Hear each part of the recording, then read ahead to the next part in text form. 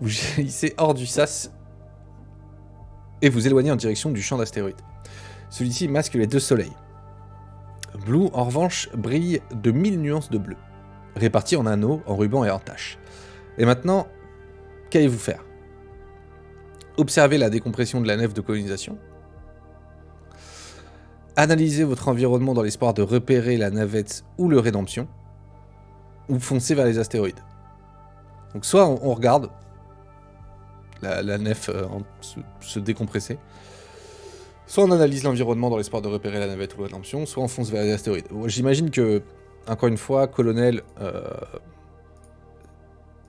rigoureuse, ambitieuse, cartésienne, on est dans l'observation, on analyse l'environnement. Ouais, bah oui, clairement, on analyse. Ouais, tout à fait. Tout à fait. 203. Les débris s'éloignent de vous en tournoyant tandis que vous observez le système solaire de Blue et votre destination, la ceinture d'astéroïdes. On vous a expliqué énormément de choses alors que les briefings avant le départ, mais rien qui vous prépare à un tel spectacle. Le vide et la solitude monstrueuse de l'espace insinuent peu à peu en vous un sentiment de panique, ce qui ne vous aide pas à comprendre ce qui se déroule sous vos yeux. Normal, j'ai beau être la meilleure de tous les militaires qu'on ait pu envoyer ici, on n'est jamais préparé à se retrouver au milieu de l'espace.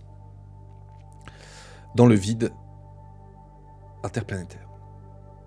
Si vous vous pensez capable de surmonter cette panique pour exploiter les connaissances que vous avez acquises, allez en 2.39. Si vous préférez rejoindre la présence rassurante des astéroïdes, allez en 2.15. Je pense que Colonel veut profiter pour étudier le combat en apesanteur afin de créer des futures troupes spatiales d'América. Bon, c'est pas gagné, mais... quand même rigoureuse, ambitieuse et cartésienne. J'ai envie de dire, je me pense capable de surmonter cette panique. Non, ça me paraît bien, non? Présence rassurante des astéroïdes. Donc tu me diras, après... je viens d'avoir un sentiment de panique, hein, quand même. Qui m'aide pas à comprendre ce qui se déroule sous mes yeux.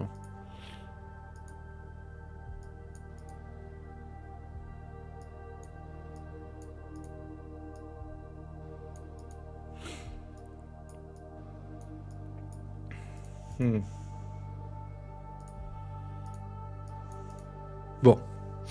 Allez, j'y crois. Elle est ambitieuse. Ouais, elle est ambitieuse. Elle a eu des compétences, let's go. 2.39. Afin de calmer votre esprit, vous tentez de vous concentrer sur les souvenirs des exposés d'astronomie auxquels vous avez assisté. Ok. Effectuez un test d'érudition, très difficile. Faut voir si vous y parvenez. Je vais jamais y arriver. En cas de réussite, le calme et la mémoire vous reviennent. Allez en 2.30. En cas d'échec, la panique vous envahit et vous foncez vous abriter dans les astéroïdes. Non mais attendez. Elle est ambitieuse, mais là... Érudition. Ouais, c'est 0. On a un D8 en plus. Bah du coup, c'est mort. Ouais, c'est mort. Je peux lancer pour le fun, hein. Mais on n'y arrivera jamais. C'est un 4. Ok. C'est un 4. Sur 10, sur un test à 10, très bien. En cas d'échec, la panique vous envahit. Et je fonce m'abriter dans les astéroïdes au 2.15. Ah, la panique. La panique qui commence à nous guetter, enfin à nous remplir d'ailleurs très rapidement. Au terme d'une lente progression, seulement rythmée par l'inexorable diminution de la jauge d'oxygène. Ah ouais, parce qu'en plus je regarde là.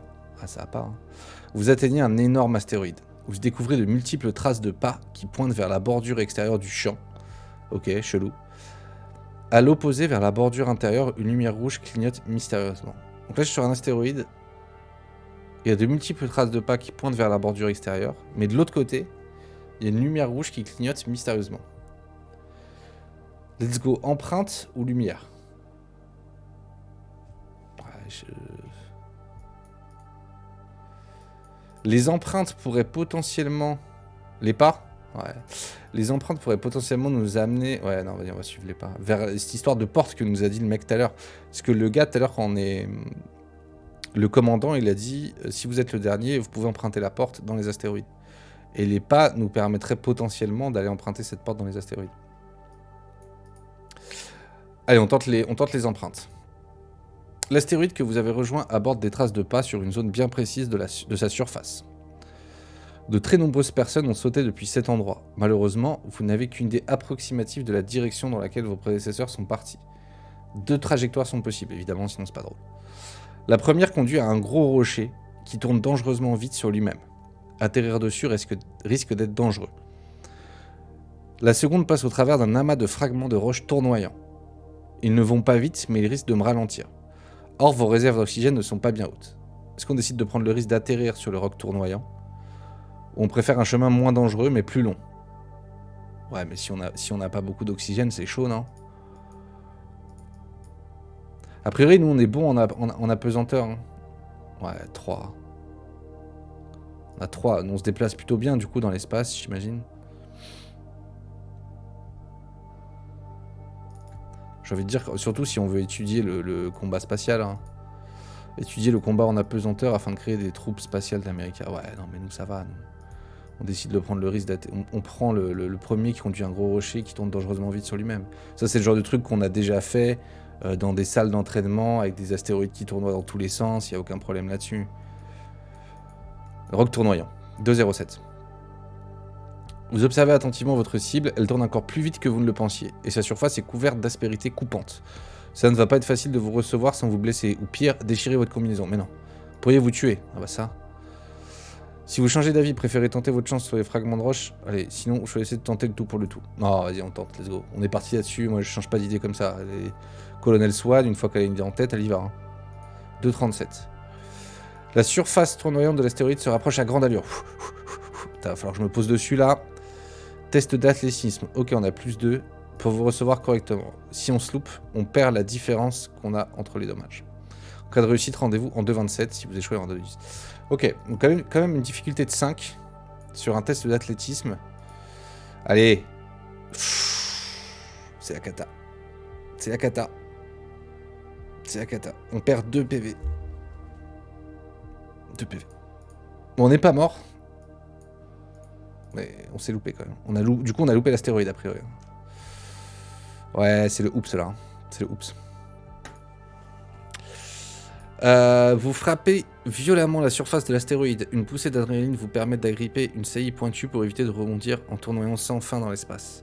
Vous frappez violemment la surface de l'astéroïde. Une poussée d'adrénaline vous permet d'agripper une saillie pointue pour éviter de rebondir en tournoyant sans fin dans l'espace. Ok, cool. Vous avez certainement plusieurs côtes de cassé. Pas grave. Je suis colonel.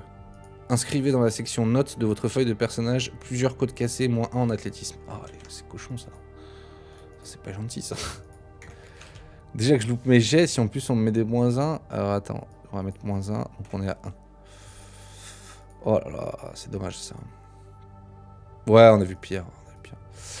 Vous devez tenir compte de ce malus lors de tous vos tests jusqu'à ce que vous trouviez l'occasion de vous soigner. Vous sautez péniblement jusqu'au 2,27. Vous atteignez un nouveau rocher et la présence d'autres traces à sa surface vous rassure. Vous n'êtes pas le premier à arriver ici. Ok, cool. Quelqu'un a même pris le temps d'ériger un petit monticule scellé par de la glace. Attentif à l'oxygène qui file, vous ne vous arrêtez pas et sautez dans la direction vers laquelle pointent les traces de pas. Vous filez au 2,05. Si quelqu'un se donnait la peine de créer un cairn, c'est pour une bonne raison. Vous décidez de... Non, là j'ai plus le temps. Là, j'ai des côtes cassées. J'ai plus beaucoup d'oxygène. Je vais pas commencer à regarder un petit monticule. Moi, ça m'intéresse pas ça. File au 2,05. Ouais, c'est bon. Vous avez perdu trop de temps. Votre scaphandre vous annonce que vos réserves d'oxygène sont vides. Il se contente désormais de recycler le peu d'air qui reste dans son enveloppe. Vous commencez déjà à halter, mais peut-être qu'un des symptômes de l'angoisse qui vous gagne. Le radar de proximité, que vous n'êtes pas parvenu à activer, se déclenche de lui-même et vous fournit une désespérante estimation de la distance que vous pourriez parcourir avant d'être complètement asphyxié. À moins d'un miracle, vous êtes fini. Soudain, une alarme retentit. Allez, en 2,33. Oh, c'est chaud là, mais j'ai l'impression d'avoir tout essayé quand même. Ça va être la mort. 2,33. Alors que vous étouffez dans votre scaphandre, celui-ci vous annonce que la situation empire. La géante gazeuse toute proche vient d'être touchée par la tempête solaire créée par Blue A et Blue B. Cela a créé dans son atmosphère de puissants champs magnétiques qui frappent en vagues concentriques la ceinture d'astéroïdes. Là, mais c'est Star Wars derrière moi en fait quoi. Tous ceux dotés d'un noyau ferreux réagissent aux forces magnétiques qui se déchaînent et se mettent en mouvement. L'un d'eux fonce droit dans vos directions. C'est en tout cas ce que vous parvenez à discerner, tandis que votre vision se trouble peu à peu à cause du manque d'oxygène. Si vous voulez tenter de vous écarter de cette trajectoire pour poursuivre votre route, si vous souhaitez profiter de son inertie pour vous déplacer... Ouais, mais... je sais pas quoi faire.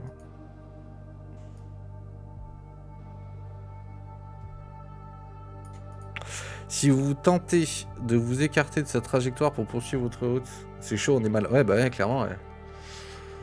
Clairement, on est très très mal. Si vous tentez de vous écarter de cette trajectoire pour poursuivre votre route, allez en 2,28. Si vous souhaitez profiter de son inertie... En gros, il y a un énorme caillou qui nous fonce dessus. Oh, putain. Et soit on profite, soit on l'utilise, soit on se casse, quoi, mais... J'ai l'impression que c'est un peu la mort, là. J'ai envie de tenter de m'écarter de sa trajectoire et poursuivre ma route. Mais en gros, on n'a plus d'oxygène, là. Je vois pas trop... Je vois pas trop ce qu'il peut nous faire. Ouais, bah ouais. Allez, vas-y, on tente de profiter de son inertie. Un gros bloc de fer fonce dans votre direction. Il repousse sans difficulté les rocs les plus petits qui croisent sa route. Il ne va pas très vite, mais son inertie est énorme. Faites un test d'apesanteur. Ok, ça, on est pas mal en apesanteur. Moyen, difficulté 5. Ok. Allez, s'il vous plaît. C'est le 8. C'est le 8 plus 3, c'est le 11. On pouvait pas faire mieux. Si, je crois d'ailleurs, en plus c'était corps, donc on aurait pu faire mieux. Pas grave, en cas de réussite, le bloc de fer vous propulse alors que vous respirez vos dernières bouffées d'oxygène jusqu'à une étrange structure cubique au 2,36. C'était bien vu, hein, bien vu. Merci Tutu, on a réussi. Vous arrivez en vue d'une structure artificielle. Il s'agit d'un bloc. D'ailleurs, je vais peut-être refermer un peu plus ça. Hop, on voit un peu moins les autres au cas où. Vous arrivez en vue d'une structure artificielle. Il s'agit d'un bloc fait d'un matériau inconnu, qui a été sculpté ou moulé. À son approche, vous constatez que c'est un agrégat de cubes qui s'interpénètrent. Ok. Je sais pas trop si c'est grand. Il forme une figure géométrique aussi complexe que fascinante. Votre trajectoire s'incurve vers le cœur de cette structure. Ok, donc c'est assez grand. Une espèce de cube qui s'embrique, vous ne savez comment, mais vous êtes irrésistiblement attiré par elle. Alors que les parois se rapprochent, vous constatez qu'elles sont gravées de minuscules cubes entrelacés eux-mêmes, dessinés à l'aide d'un entrelac de cubes encore plus petits. Ok, donc c'est vraiment assez abstrait et assez what the fuck. Au moment où vous pensez vous écraser sur la paroi, vous êtes incapable de décrire ce qu'il se produit, mais vous vous retrouvez à l'intérieur d'une vaste salle. Donc là, a priori, on a passé une porte interdimensionnelle. Allez en 2,04. Votre combinaison aspire avidement l'air ambiant pour regarnir ses réserves et vous annonce que l'air est parfaitement respirable. Vous constatez aussi que la gravité qui règne ici est identique à celle de votre monde natal. Donc air respirable, bonne gravité. Le poids de votre combinaison se fait nettement sentir. Cette salle contient quelques affaires humaines, des vêtements, des sacs, des déchets. Donc là, on est arrivé dans une espèce de salle. Des vêtements, des sacs, des déchets, des outils et surtout des dizaines, peut-être même des centaines de scaphandres abandonnés contre le mur du fond. Vous faites comme tous ceux qui vous ont précédé et enlevez la lourde combinaison spatiale qui vous a emmené jusqu'ici. Du loot, on prend le loot. On prend le loot. Hein. La gravité de ce lieu aurait de toute façon rendu vos déplacements très difficiles si vous ne l'aviez pas fait. Sur votre droite, un porche s'orne d'une croix rouge et d'un panneau annonçant infirmerie. Ah bah let's go, infirmerie direct. Sur votre gauche, un autre porche s'orne du dessin stylisé d'un lit et d'un panneau annonçant salle de repos et de transit. Bon, je pense qu'on va aller faire un petit tour à l'infirmerie. Je pense que ça peut être pas mal. Peut-être mettre comme ça. C'était où ? Infirmerie, voilà. Si vous souhaitez vous rendre à l'infirmerie pour soigner d'éventuelles blessures, par exemple, allez en 2,06. Si vous avez été sévèrement irradié, non, c'est pas le cas. Si vous préférez éviter la salle de repos. Non, je fais quoi ? Je voulais aller en 2,06, non ? Ah, voilà. Ça m'énerve quand je fais ça. C'est que... C'était en 2,06 que je voulais aller. Des fois, je clique et c'est l'échec. Ah, termes de bien de 06. Vous passez le porche de l'infirmerie et constatez qu'elle est constituée d'une unique pièce blanche, vide de tout mobilier. Vous êtes sur le point de vous demander ce que vous devez faire lorsque le sommeil s'empare de vous. Vous pouvez retirer toutes les blessures que vous avez reçues, ainsi que plusieurs côtes cassées, moi en athlétisme, et sévèrement irradiées, le cas échéant.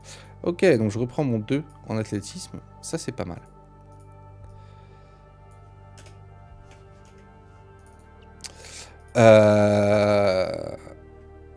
Vous vous réveillez dans une grande salle blanche, frais et dispo, allongé, au pied d'une fresque qui émet un étrange bourdonnement. Ok. Après, je me suis endormi. On s'est soigné, j'ai plus rien a priori. Je suis dans une grande salle blanche avec une fresque qui fait un petit bourdonnement. 2-11. Page 59. Alors que vous tenez tout proche d'un mur orné d'une fresque, celle-ci s'anime tout à coup dans un tourbillon de lumière qui accompagne un son puissant.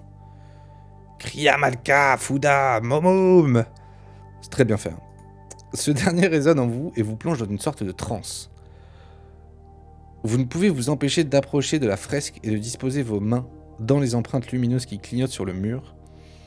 À l'instant où vos paumes entrent en contact avec la paroi, un étrange frisson parcourt votre échine et vous vous retrouvez ailleurs. Ok, là j'ai touché le mur, petit frisson, et a priori je me retrouve ailleurs. Sans transition, vous vous retrouvez sur une grande plateforme qui surplombe le vide spatial. Rien ne semble pouvoir retenir la chaleur et l'atmosphère qui vous entoure, et pourtant... Le spectacle grandiose... Attends, vous vous retrouvez... Une grande plateforme qui surplombe le vide spatial. Le spectacle grandiose de l'espace s'étale devant vous tandis que vous inspirez à plein poumon. C'est un porte au loin, exactement. Exactement, c'est un porte au loin. Dans votre dos, la construction ne relève que des entrelacs de cubes. Vous ne pouvez pas faire demi-tour. Au centre de la plateforme, 2 arches se dressent. Lorsque vous regardez à travers elles, vous constatez que chacune vous montre, au lieu de l'espace infini, un endroit complètement inconnu, comme vous n'en avez jamais contemplé. La première ne vous laisse discerner que la végétation, mais dans des formes et des teintes que vous ne connaissez pas. À perte de vue, tout est végétal, même le sol semble être constitué de feuilles, de branches ou de racines. Le panorama n'est fait que de lianes et de branchages touffus. Quelques puits de lumière indiquent la présence d'un soleil jaune, dont les nuances vous paraissent bizarrement familières et créent un sentiment de nostalgie poignant, mais sans lien avec America. Une brise humide et chaude jaillit hors de l'arche, véhiculant une puissante odeur d'humus à laquelle se mêlent d'autres senteurs trop étranges pour que vous ne puissiez mettre des mots dessus. Vous voyez à travers la seconde arche une sorte de treillis métallique, flottant sur une mer de nuages rouges, oranges et jaunes. Ça c'est la seconde arche. Treillis métallique flottant... Ok. Pour vous qui venez d'une planète pauvre en métaux, cette surface évoque un luxe inouï. Les motifs qui parsèment régulièrement les matériaux et la manière dont le treillage est réalisé vous paraissent radicalement étrangers. Ni la main ni l'esprit de l'homme n'ont plus présidé à la création de cet artefact. Une lumière blanche et froide baigne ce panorama nuageux. Jaillissant de l'arche, des bourrasques vous saisissent et portent jusqu'à vos narines une odeur d'ozone. Vous n'avez pas d'autre option. Vous devez passer au travers de l'une de ces 2 arches. Si vous désirez franchir la première arche pour vous rendre vers le monde végétal, elle est en 3-0-1.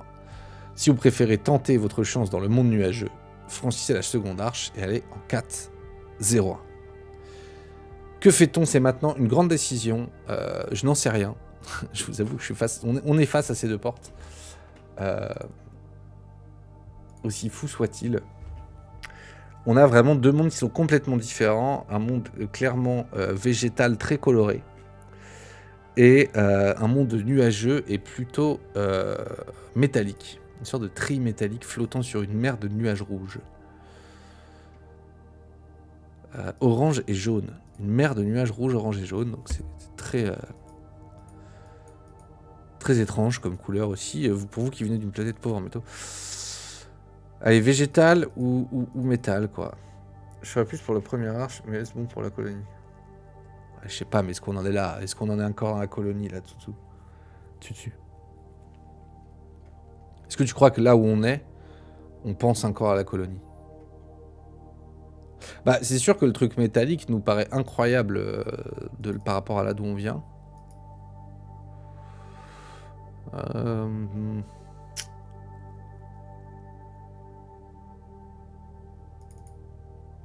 J'ai envie qu'on tente le premier.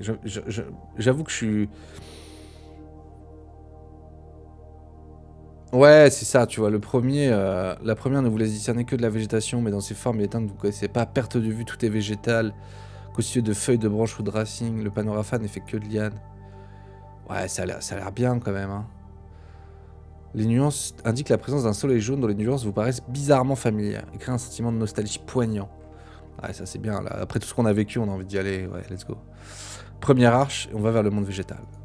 C'est parti. Chapitre 3. Vous faites un pas et vous vous retrouvez sur une planète inconnue. Refaire ce pas dans l'autre sens vous permettrait de revenir sur la plateforme de la structure cubique. Ok. L'air ambiant est lourd. L'air ambiant est lourd, collant, et une légère brise porte à vos narines des effluves étranges, vraisemblablement végétales. Aucun cri d'oiseau, aucun bruit de déplacement ne retentit. Les seuls bruits qui résonnent sont les craquements du bois qui travaille, le bruissement des feuilles et le goutte à goutte de l'eau qui ruisselle. Alors il y a une petite image, c'est l'Alex 6. Oh! Donc nous on est là-dessus. C'est joli, hein? Ouais, pas d'animaux, pas de bruit. C'est un peu bizarre. Je suis d'accord. Mais c'est très joli, ouais. C'est très très joli. Vous avez le souffle coupé. Votre raison et les piliers de vos croyances sont profondément ébranlés par le paysage qui s'offre à vous. Tout est incroyablement plus grand, plus vaste, et rien ne ressemble à ce que vous avez pu connaître sur America. Vous comprenez que cela est dû à une gravité beaucoup plus faible. Ok, plutôt cool. À perte de vue, il n'y a que des troncs, des branches, des feuilles et des fleurs. La vie a choisi une forme particulière pour se développer. Le bois des arbres est recouvert d'une écorce verte formée de petits blocs pentagonaux. Les feuilles arborent les mêmes motifs géométriques et possèdent des nervures spiralées. Ok, c'est très géométrique. Hein. Alors que vous baissez les yeux, vous constatez que le sol sur lequel vous vous tenez est une épaisse couche d'humus, très souple. Levant la tête, vous discernez entre les branchages feuillus les éclats bleutés du ciel.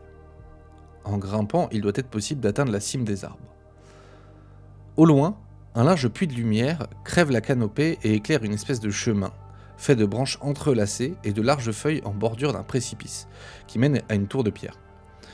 La régularité du sentier vous laisse penser que quelqu'un l'a aménagé, mais qui, c'est un mystère. Au loin, un large puits de lumière crève la canopée et éclaire une espèce de chemin, fait de branches et de larges feuilles en bordure d'un précipice, à une tour de pierre. Ok. Que comptez-vous faire? Si vous souhaitez tenter de comprendre ce qui vous entoure, rendez-vous en 3,60. Si vous pensez que, après tout, ce ne sont que des plantes sans intérêt, vous pouvez aussi vous diriger vers la tour, aller en 3,23.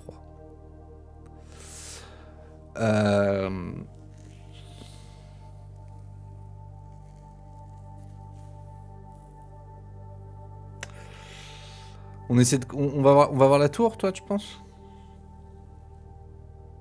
Ou on tente de comprendre?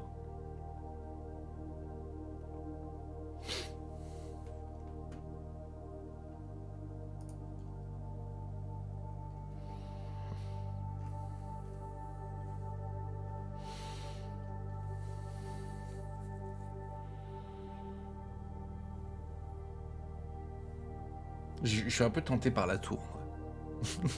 La curiosité pique la tour, tu vois. Enfin, la tour pique ma curiosité, plutôt. Au loin, un large puits de lumière crée la canopée qui éclaire. Franchement... Soit je tente, en gros, d'aller voir la cime des arbres. En gros, je pense que c'est ça ce qui va nous...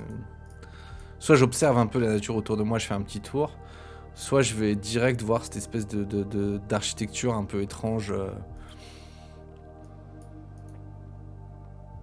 Une tour de pierre un peu bizarre.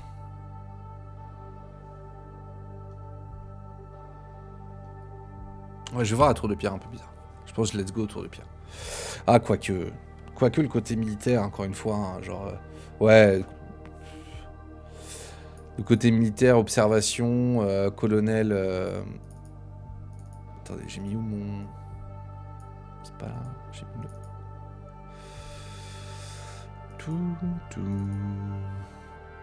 Ouais, le côté militaire. Je sais pas où elle est ma feuille de personnage par contre. J'ai dû la glisser quelque part.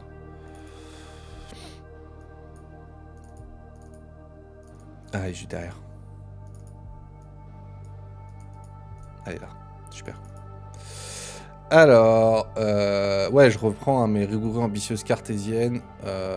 Let's go, j'ai envie de dire, on tente de comprendre ce qui nous entoure. Allez. En réfléchissant bien, vous estimez avoir plusieurs possibilités pour appréhender ce qui vous entoure. Tout d'abord, la xénologie.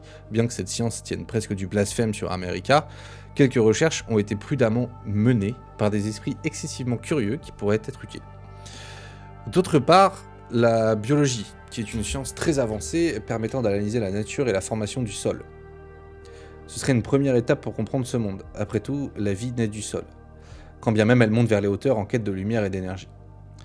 Enfin, une forêt reste une forêt. En prenant de la hauteur, il est sûrement possible d'en voir les limites, les particularités topographiques, les points de repère ou d'intérêt. Alors, est-ce qu'on tente d'analyser la xénologie? Mais je pense nous, on n'est pas du tout... On est à 0, c'est de l'intelligence. Ouais, bon, why not, on peut tenter. Si vous préférez vous accrocher à une science plus académique et vérifier la biologie telle que le sol, ça va être pareil. Oh, j'ai cliqué. Bon, tant pis. Ce sera la biologie et le sol. C'est le karma. J'ai envie de dire c'est le karma. Vous grattez le sol du bout de votre botte. Vous creusez ainsi dans plusieurs centimètres de débris végétaux avant d'atteindre une plaque de bois hexagonale qui ne vous paraît pas très naturelle. Donc en fait, je creuse là, clairement, il y a du bois juste en dessous. Elle est de grande taille et la décollée du sol va réclamer une certaine force physique. Finalement, je m'en sors bien. Le karma m'a emmené faire un test de puissance. Difficulté 8 quand même, donc c'est assez chaud. C'est assez chaud. Puissance, j'ai pas de bonus, mais on a un D12. Donc, difficulté, ouais, ça devrait le faire. Hein. Allez, on tente. Est-ce qu'on arrive à enlever cette planche de bois? 8, hein. Difficulté 8, puissance. Allez. Oh là là là là. C'est un échec. C'est un échec fatigué par tout ce qui nous arrive. J'arrive pas à soulever cette planche. En cas d'échec, je renonce. 3,44, on renonce, on se casse. En dépit de tous vos efforts, la plaque sur le sol refuse de bouger. Vous finissez par renoncer et contempler le paysage autour de vous en demandant ce que vous allez faire. Si vous voulez mobiliser votre intellect, rendez-vous en 3,32. Si vous préférez abandonner et vous mettre en route vers la tour, allez en 3,10. Je pense que l'intellect, ça va être pareil. Je vais pas faire de la xénobiologie, tout ça et tout. Je sais que c'est pas notre fort, c'est pas ce qu'elle kiffe. Sloan, donc let's go, on va voir la tour. 3,10. La tour est encore loin, mais alors que vous arrivez en vue du puits de lumière, de nombreuses bizarreries attirent votre attention. Vous constatez que la végétation est encore plus exubérante et semble offrir d'innombrables mystères à explorer. Ok. Si vous préférez l'exploration, allez en 3,09, sinon... Non, on continue vers la tour. On fonce, on a déjà fait de l'exploration, ça va pas porter ses fruits. Let's go vers la tour. 3,23. Vous contournez le puits de lumière sur une longue distance en direction de la tour. Régulièrement, vous croisez des bosquets de fleurs et noires dont la fonction est clairement d'interdire à la végétation de se refermer sur l'ouverture et de ménager cette sorte d'immense clairière. La lumière peut ainsi pénétrer jusqu'au plus profond de la forêt. C'est à croire qu'un jardinier a tenté de contrer les hasards de la nature. Poursuivez votre chemin. Allez en 3,38. Alors que vous vous approchez de la tour, vous constatez qu'une forme de végétation envahissante, une sorte de lierre, domine les environs. En tendant l'oreille, il vous semble qu'il émet des sons complexes.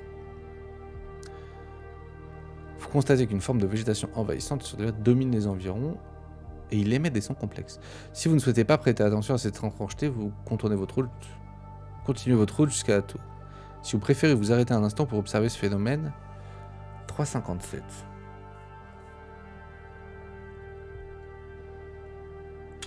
J'ai envie d'observer un petit peu. Je suis un peu intrigué. J'ai pas mal marché pour arriver jusque cette tour. Ouais, on regarde. Hein. Clairement, on regarde. Hein.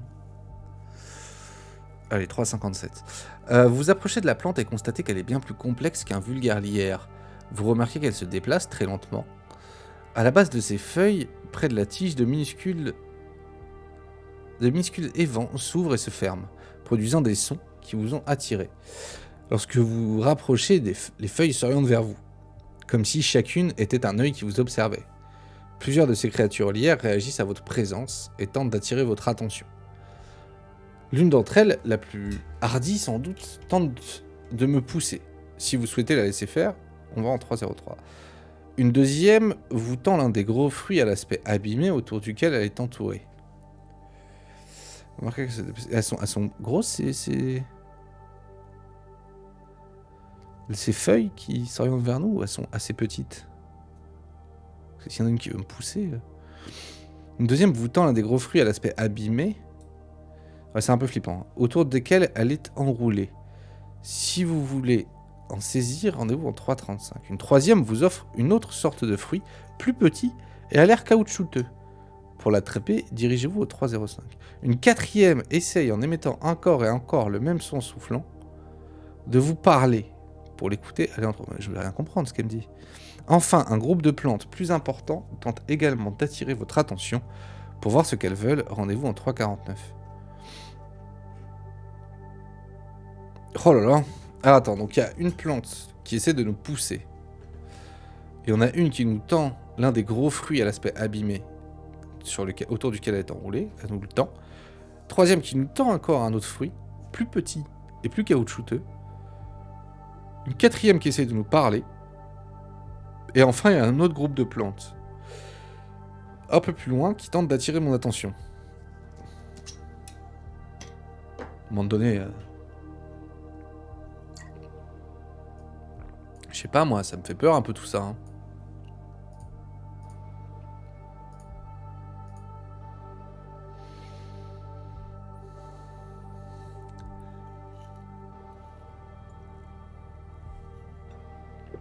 On se laisse faire, on vient en paix. Du coup, genre plutôt celle qui nous pousse quoi. Ouais, je suis d'accord. Allez, on fait ça. 303. Vous laissez la créature lière continuer de vous pousser.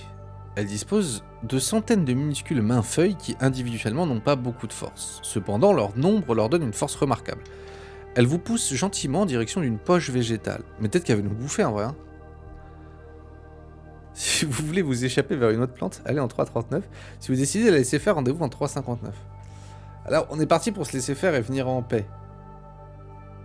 Mais, en vrai...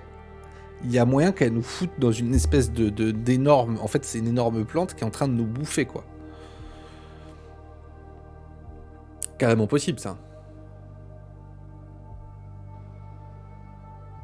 Ça, c'est carrément possible. On continue, on se laisse... On se laisse embarquer. On s'échappe comme des lâches? Ouais, vas-y, on s'échappe. Allez, on s'échappe. Vous approchez de la plante chantante. Lorsqu'elle constate qu'elle a votre attention, elle se met à émettre des sons plus complexes et répète plusieurs fois Fuda Otum Shuhu Krutum. Je sais pas, j'ai aucune idée. Vous entreprenez de lui répondre la même chose. Fuda Omtum Shuhu Krutum. Fuda Omtum Shuhu Krutum. Ok. Allez, en 3.14. Pour autant qu'une sorte de lierre au mouvement très lent puisse paraître surexcité, il vous semble que votre interlocuteur a lait. Il se secoue plusieurs fois avant ce recul, ce qui lui prend plusieurs minutes, puis s'immobilise et proclame de toutes ses feuilles Rifcomcom. Rifcomcom. Vous ne pourriez pas en jurer, mais vous pensez qu'elle vous souhaite la bienvenue. Vous lui souhaitez Rifcomcom à votre tour. Rifcomcom, Madame la plante. Enfin, ou plante. La créature vous répond Ilkinonen Jeges. Ges, tout en vous tendant plusieurs fruits. Lorsque vous tentez de les saisir, elle ne les lâche pas, mais répète Ges. Si vous voulez tenter de comprendre précisément cet échange, allez en 324. Si vous préférez vous désintéresser de la plante, vous pouvez continuer vers la route, vers la tour en 306.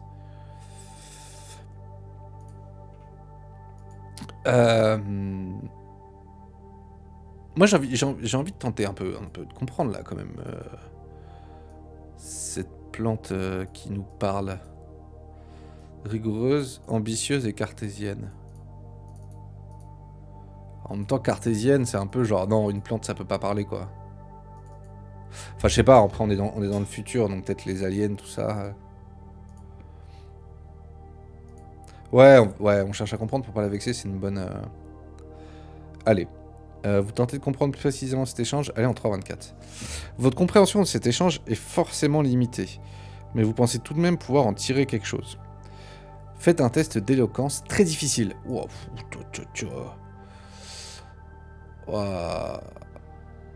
En cas de réussite, vous parvenez à comprendre que la plante veut échanger quelque chose avec vous. Vous étalez vos maigres possessions devant vous. Si vous disposez... Non, ok. En cas d'échec, l'incompréhension s'installe, la plante se retire et vous n'avez plus qu'à continuer vers la tour au 306. Bah de toute façon, éloquence, élocution, c'est un jet d'esprit, j'ai qu'un D8, donc je peux le lancer pour le fun, mais je ferai jamais 10, c'est un 1 en plus, voilà. Bon, moi j'ai grillé à 1. Voilà, très bien. Donc c'est un échec, l'incompréhension s'installe, la plante se retire et vous n'avez plus qu'à continuer vers la tour en 306. Ouais, c'est pas notre fort, mais c'était une belle rencontre, écoute. A priori, on a rencontré une plante qui était heureuse, quoi. Vous atteignez enfin la tour. Elle semble faite d'une unique pierre, peut-être creusée, à moins qu'elle n'ait été fondue, voire imprimée. Il est difficile d'en juger sans un laboratoire équipé. Tous les 20 mètres, une ouverture donne sur l'extérieur, généralement un chemin végétal. Vous pénétrez par l'une de ces ouvertures. Tous les 20 mètres, une ouverture donne sur l'extérieur, généralement un chemin. Ok. Vous pénétrez par une de ces ouvertures et vous retrouvez sur un palier percé de 2 larges orifices. Okay, un palier percé de 2 larges orifices. Il n'y a rien d'autre dans cette pièce éclairée par une lumière diffuse émanant des murs. Ok, on est sur un palier, on pénètre par l'une des ouvertures, on se retrouve sur un palier qui est percé par 2 larges orifices, et il y a une lumière diffuse qui émane des murs. Alors que vous vous penchez pour observer l'un des orifices, vous sentez distinctement que quelque chose fait pression sur votre visage, vous poussant vers le haut.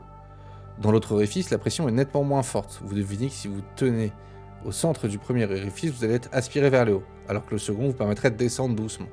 Il s'agit en fait d'un ingénieux système d'ascenseur sans cabine.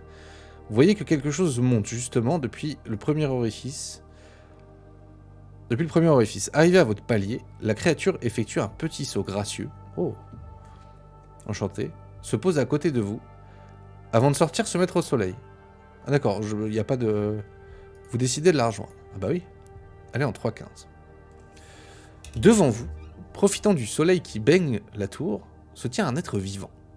C'est en tout cas ce que vous devinez étant donné ses mouvements et ses gesticulations. Durant de longues secondes, vous restez interdit face à cette forme de vie extraterrestre. Enfin, extra-américaine. Pas extraterrestre, extra-américaine. Il ne ressemble à rien de ce que vous connaissez, si ce n'est qu'il vous fait penser à une grande endive métallique. Allez, on va voir le petit alien qu'on a sur Annexe 7. Alors, une petite endive métallique. Ah d'accord, effectivement. On est clairement sur une endive métallique qui profite du soleil. D'accord. Ah, c'est incroyable. Hein. Ouais, j'imaginais pas ça trop non plus. Ouais. L'endive métallique. Ok. Il aborde une forme ovale avec une base aplatie et un sommet pointu. Son corps, d'un vert si pâle qu'il semble presque blanc, est apparemment formé de plusieurs couches semblables à des feuilles. Celles-ci s'écartent, laissant apercevoir un orifice d'où sort un retentissant Rifcomcom. Grâce à une série de mimes, l'être parvient à vous faire comprendre qu'il vous souhaite la bienvenue et qu'il est une sorte de diplomate. Ah bah, il fait des beaux mimes, hein. Prenez la feuille du diplomate qui se trouve à la fin de cet ouvrage, page 417. Si vous ne le saviez pas encore, notez que Rifcomcom signifie bienvenue sur la fiche de traduction. Désormais, chaque fois que vous découvrez un mot inconnu, le diplomate pourra tenter par le biais du mime de vous en faire comprendre la signification. Regardez simplement à l'entrée concernée et tentez de comprendre. Alors, est-ce que j'ai mis la feuille du...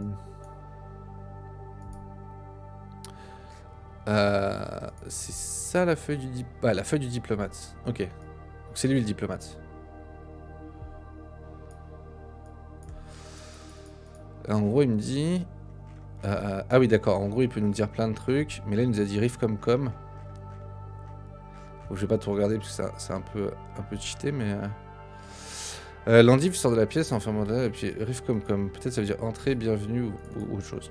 Ok, très bien. Bonne rencontre, ouais, plutôt. Notez que riff comme signifie bienvenue. Alors moi, je vais l'écrire sur ma propre fiche. Comme ça, c'est tout ce que je sais pour l'instant. Riff comme égale bienvenue. Ok. Désormais, chaque fois que vous découvrez un mot inconnu, le diplomate pourra tenter par le biais du mime de vous en faire comprendre la signification. Regardez simplement à l'entrée concernée et tentez de le comprendre. Ah oui, en gros, c'est pour ça qu'ils mettent 3 mots. J'imagine, c'est qu'en gros, moi, ça peut me faire penser à 3 mots différents, les mimes. Du coup, c'est pour ça qu'il y a plusieurs choix de mots. Ok. Je pense que c'est ça l'idée. Peut-être avez-vous d'ailleurs déjà noté sur votre feuille de personnage des termes inconnus au cours de votre aventure. Vous pouvez interroger la créature à ce sujet. Ah mince, j'en ai pas eu d'autres. Ah, j'aurais dû noter ce qu'ils me disaient les autres. J'ai aucun souvenir de... J'ai aucun souvenir de ce qu'ils nous ont dit. Ah merde. Il y avait pas un truc... Guess, non? Je crois qu'il y avait guess. Si vous tentez d'approfondir la communication avec lui, si vous lui faites signe d'entrer dans la tour, si vous préférez... L'endive continue de mimer diverses choses, puis déverse sur vous un torrent de paroles trop rapide pour parvenir à en saisir la moindre bride avant qu'il ne s'arrête. Vous juriez qu'il a dans son attitude quelque chose d'interrogatif. Peut-être je vais lui faire demander guess. Il me semble que ça, je m'en rappelle. Glossaire de la langue des dieux. C'est la langue des dieux en plus. Alors, guess, il s'appelait comment? Guess. L'endive sort un petit objet d'entre ses feuilles. En désigne un que vous portez, vous donne le sien et prend le vôtre. Peut-être ça veut dire prendre, échange ou compenser. Ok, ça je vais le noter sur ma feuille de personnage. Pareil. Donc guess égale soit prendre, soit échange, soit compenser un vol. Prendre, échange, compenser un vol. Je sais pas trop ce que ça veut dire. Ah, c'est genre si on t'a volé quelque chose, c'est ça? Ok. Peut-être que les plantes voulaient un échange, ouais. Glossaire de la langue des dieux. Ok. Ouais, certainement. Peut-être qu'elle voulait que je leur donne un truc. Alors, si vous voulez tenter d'approfondir la communication avec lui, allez en 3.16. Si vous lui faites signe d'entrer dans la tour, il vous précède, dirigez-vous au 3.48. Si vous préférez ignorer la créature et commencer l'exploration de la tour, rendez-vous. Non, moi il me plaît, lui, il a pas l'air méchant, non? Il est plutôt sympa. Enfin, la tour, je m'en fous, oui et non, mais j'ai un peu envie d'approfondir la communication avec lui. Hein. On lui parle, hein. Allez, 3.16. Vous usez de votre maigre compréhension de la langue du diplomate, de mimes et de cris pour tenter de communiquer avec elle. Faites un test de séduction à bit difficile. Ok. On va tenter un test de séduction. J'ai 0, mais j'ai un des 8, donc sur un 8, tout est possible. Et c'est un 6, c'est dommage. C'est un échec. On se rejoint en 3.48. La créature vous invite alors à la suivre, et vous montez ensemble et en silence dans les hauteurs de la tour. Ouais, on n'est pas à son goût grave. Le sommet de ces dernières surplombe de plus de 60 mètres la canopée. Ici, le sol est parfaitement plat, et surtout, à l'inverse du reste de la tour, l'endroit n'est pas vide. En son centre, vous découvrez un étrange objet. Pas besoin d'utiliser la xénologie pour comprendre à sa forme et à sa composition que ce ne peut être qu'un vaisseau spatial. Oh. Ici, le sol est parfaitement plat, et surtout, à l'inverse du reste, l'endroit n'est pas vide. En son centre, vous découvrez un étrange objet. Alors qu'elle vous indique obligeamment le vaisseau, la créature endive prononce Mnarif. Mnarif, d'accord. Elle ajoute, avec ce que vous pensez être un air peiné, Mnarif, Gnusor, Kankan. Si votre inventaire contient du Can-Can, allez en 307. Mnarif de Nusor Can-Can. Attends, bon, ça on va le noter, Mnarif. Du coup, maintenant je vais noter ce qu'elle me dit. Et je lui demanderai plus d'infos sur Mnarif.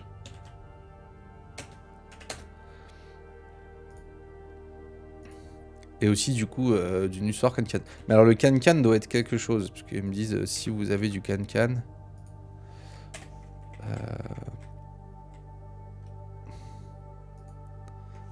Mais on n'a pas de Can-Can. On a une plaque de métal. Peut-être on aurait pu la donner aux plantes, la plaque de métal.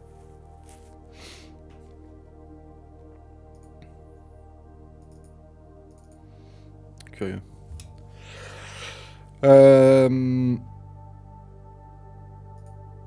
Bah, on n'a pas de Can-Can. Hein. Donc on peut pas trop lui en donner. Donc en fait on va en 3,53. Hein. Après avoir fait le tour du véhicule, vous avez acquis plusieurs certitudes. Tout d'abord, il pourra vous transporter sans difficulté. Ensuite, même s'il semble appartenir à la créature, vous êtes convaincu qu'il n'a pas été construit pour lui, mais pour une autre espèce, très certainement humanoïde. Son design est suffisamment en adéquation avec votre morphologie pour que vous puissiez croire qu'il a été conçu par et pour des humains. Ok, bizarre. Les certitudes d'America vous semblent de plus en plus lointaines. Enfin, votre dernière et plus triste certitude, c'est que le vaisseau n'ira nulle part sans le Can-Can évoqué par l'endive. Certainement un carburant. Ah, Can-Can. Votre seul espoir est d'en trouver derrière l'autre portail, que vous n'avez pas encore emprunté. L'être extra-américain vous accompagne jusqu'au portail. De retour dans la structure cubique, vous empruntez le deuxième portail. Ah! Et du coup, commence une nouvelle quête en 4-0-1. Avant qu'on prenne le portail, je vais juste lui demander qu'est-ce que potentiellement signifie Mnarif et Nusor pendant qu'on emprunte ensemble ce portail. On avait quoi? On a Mnarif et Nusor. Alors... Ah, ça doit être c'est pas ordre alphabétique. Alors, Nusor, l'Andif enfile un vêtement et vous désigne en vous disant Nusor. Puis il vous fait mettre le vêtement et se désigne en répétant Nusor. Ça veut dire nu, s'habiller ou être dépourvu, ne pas avoir. Je pense ne pas avoir parce que... ça voulait dire, quand il nous a dit Nusor, c'est peut-être le moteur n'avait pas d'essence, n'avait pas de Can-Can. Il nous a dit Mnarif, Nusor, Can-Can. Et Can-Can, du coup, ce serait du carburant, je pense. Et Mnarif... Il nous dit quoi quand je lui dis Mnarif? Mnarif? Ouais, on va regarder Can-Can. Ah bah Can-Can. L'endive désigne la jauge de carburant du vaisseau, puis dessine une sphère avec des feuilles. Peut-être veut-elle dire jauge de carburant, sphère, carburant. Ce qui est un peu les deux, mais je pense du coup c'est carburant, ouais. Carburant ou jauge de carburant d'ailleurs. Mais en vrai, c'est un peu la même chose. Je pense pas que sphère... Et du coup, Mnarif. KLM. Ah, Mnarif. L'endive désigne le vaisseau spatial. Peut-être veut-elle dire vaisseau spatial ou le nom de votre vaisseau. Ouais, ça se tient. Les deux peuvent fonctionner en vrai. Ok, nous a dit Mnarif, donc vaisseau spatial. Le vaisseau spatial est dépourvu de carburant. Ouais, c'est ce qu'elle nous a dit quoi. Putain, bientôt on va pouvoir parler la langue des dieux. Hein. Et donc, on va passer en 4-0-1 pour aller voir l'autre portail.